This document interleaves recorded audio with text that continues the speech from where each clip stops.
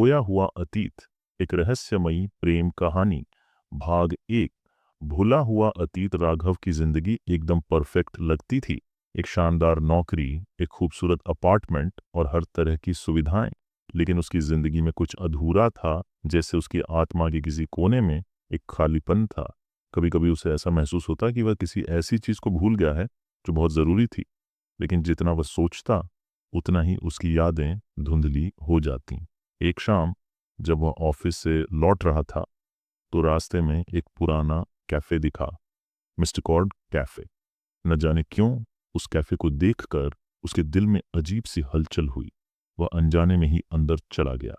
Cafe में हल्की रोशनी थी और वहां का माहौल बहुत शांत था। जैसे ही उसने एक टेबल पर बैठकर ऑर्डर दिया, अचानक उसकी नज़र काउंटर पर खड़ी एक लड़की पर पड़ी। लड़की के लंबे घुंघराले बाल थे और उसकी आंखों में एक अजीब सा आकर्षण था। लेकिन जो बात उसे सबसे ज्यादा परेशान कर रही थी वो थी लड़की की हल्की सी मुस्कान, जो उसे कहीं देखी हुई लग रही थी। भाग 2। अनजानी पहचान। क्या हम पहले मिल चुके हैं? राघव ने हिम्मत करके पूछा। लड़की ने हल्का सा मुस्कुराकर जवाब दिया, शायद, लेकिन कुछ चीजें याद करने में वक्त लगता है। राघव का दिल तेजी से धड़कने लगा। उसे लग रहा था कि यह कोई आम मुलाकात नहीं थी। उसने धीरे धीरे लड़की से बातें करना शुरू किया। उसका नाम अनाया था और वह पिछले कुछ सालों से इस कैफे में काम कर रही थी। राघव जब भी उससे बात करता उसे अजीब सा डेजा व्यू महसूस होता, जैसे उसने ये बातें पहले भी कहीं सुनी थीं।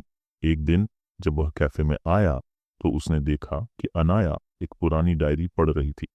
जैसे ही उसने नजर डाली, डायरी के पन्नों पर लिखे शब्द उसे चौंका गए। राघव और अनाया की प्रेम कहानी। भाग 3। भूली हुई यादें। ये डायरी किसकी है? राघव ने पूछा। अनाया ने गहरी सांस ली और कहा, यह हमारी है राघव। तुम और मैं, हम पहले भी मिले थे। राघव को कुछ समझ नहीं आया। उसकी उलझन बढ़ गई। अनाया ने उसकी आंखों में देखा और धीरे धीरे कहने लगी, 3 साल पहले हम दोनों इस कैफे में मिला करते थे।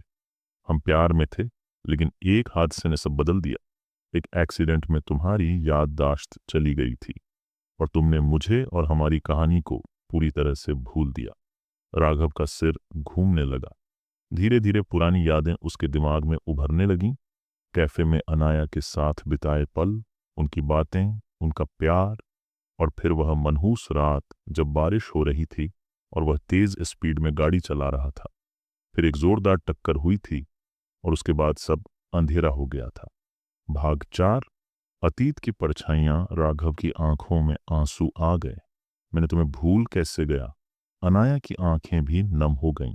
मैंने कोशिश की थी तुम्हें फिर से अपने पास लाने की, लेकिन डॉक्टर ने कहा था कि जब तक तुम्हें खुद से याद न आए कोई फायदा नहीं होगा।